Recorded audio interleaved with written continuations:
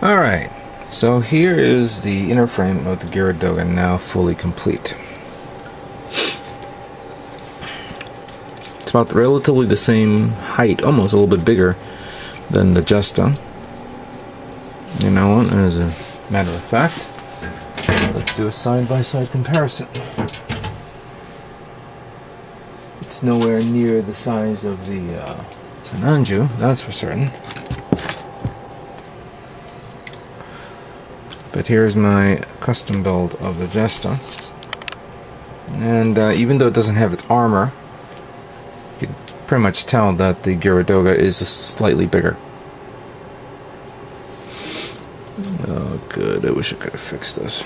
Anyway, so there is the Geara Doga inner frame. And for shits and giggles, I decided to put the umbilicals around the neck, the head, and inside the arms. Many people are telling me that it may break or flake out if you move it. Of course, when you move this leg, you don't see no movement anywhere happening. The umbilicals don't flex. They stay into position. So I don't have to worry about the leg parts. And I don't have to worry about the arm parts because they're wedged into the two hydraulic parts there. The neck part, I guess if you move, this thing is going to be a little weird because this thing is going to be pulling out. It's not like, it doesn't like stay put. You're going to have to fool around with this where it'll stick. You may have, you know, I guess you may have to end up gluing it. But I don't think there's that much movement issues, you know, unless you move the head a lot. And of course the head has two umbilicals there, and that doesn't do anything either. I have to remove these because these things don't want to stay put.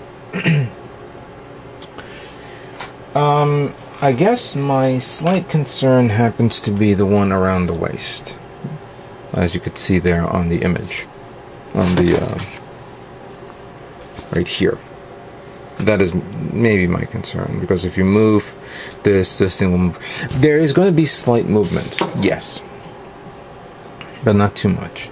So my biggest concern is how I am going to put on the umbilicals after I paint it. Someone emailed me and suggested maybe I should look for aftermarket umbilicals or something equivalent to it and put them on. I could probably try to find something. I would have to determine the gauge, because remember, the umbilicals that go here, here, and here are different to the umbilicals that go here and then around the waist. So you have two different types of gauges. They have to also be cut not only at the specific length, but you also have to dig in and make grooves inside the umbilicals so it can go inside these notches. And here, and around here as well. So because these umbilicals are custom fitted for this. Now, if I cannot do that, if it cannot be done, then I will just panel line it, because it's definitely made for panel lining, and be done with it. But I will make every attempt to try this on these umbilicals to see if it works. I'm going to try two types of tests, and I'll show that soon. Everything else is done. The only thing I just need to do is sand down and clean up a bit. The backpack, as you can see, I have to sand down a bit because I want to smooth those down here and here. But it's pretty nice. It's a pretty nice kit. Right now I'm really enjoying this. Alright, so now let's move on to the next stage and let's begin preparing for painting. Okay, so as you can see here, I got a small sample of parts that I am preparing to prime. I've already cleaned them in detail, sanded them down. The helmet here that you see is the one with the fin, with the antenna. And I have the other one here because I'm going to do both of them.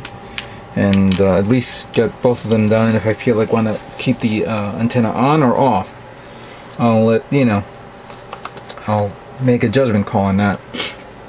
Now, normally I was going to prime it like a normal, like I do with all my other kits, but I'm going to do the technique that I did with my Kampfer, where I took Tamiya putty and mixed it with lacquer thinner, in which case it produces this little paste-like concoction that you could see here. And using a brush, I'm going to apply it vigorously on these parts. This is the back part of this, so all I need to do is pass it along like this.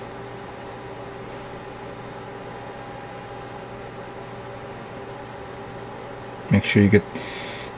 you don't actually have to worry about getting the edges for this, but it's up to you.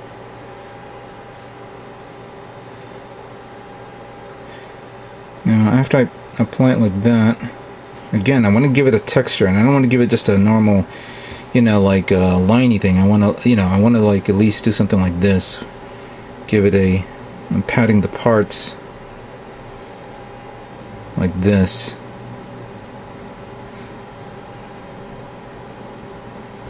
So I can give it that little rough texture look to it.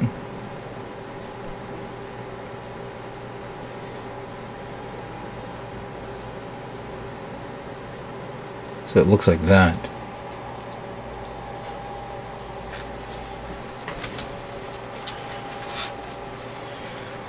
Let's try this part.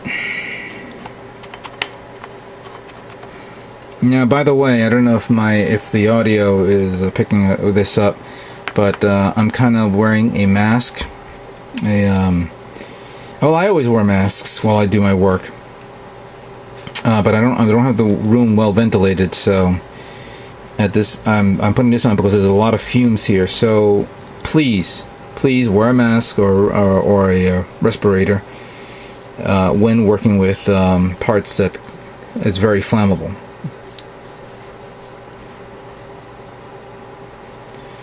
Now this is a part that goes like this.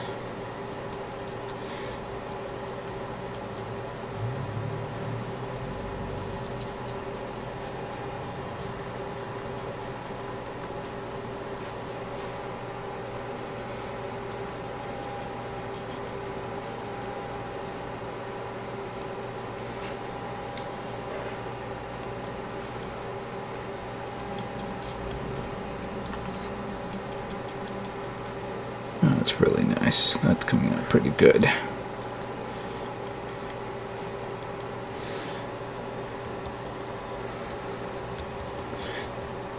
There we go. So we now have a nice rough texture to this. Let's try the other part here.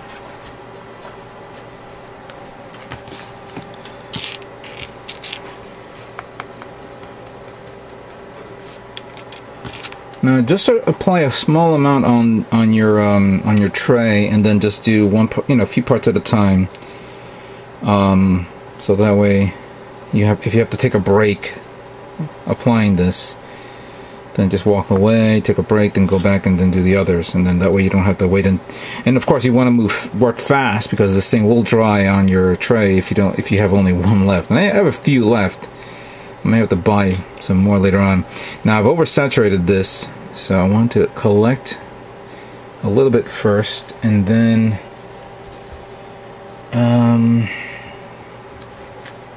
where is my sponge? Just had it here. Oh, here it is. Yeah, hold that for me, please. Because there's so much left over on the brush, I want to put it on this, and then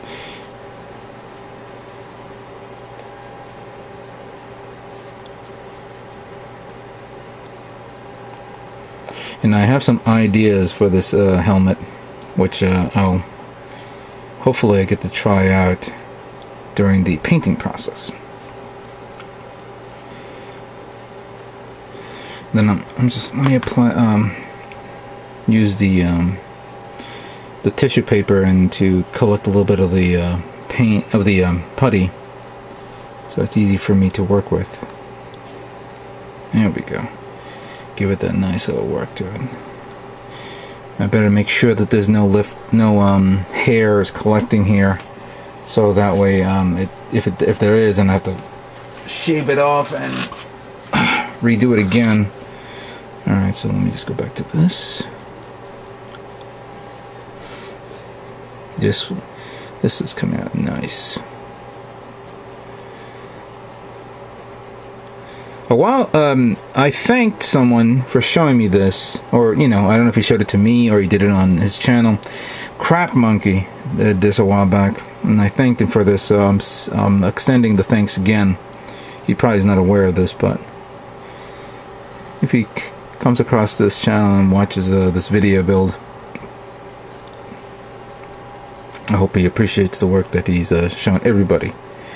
You have to let everyone in the Gundam community know what to do with kits like this if you want to try something specific and unique.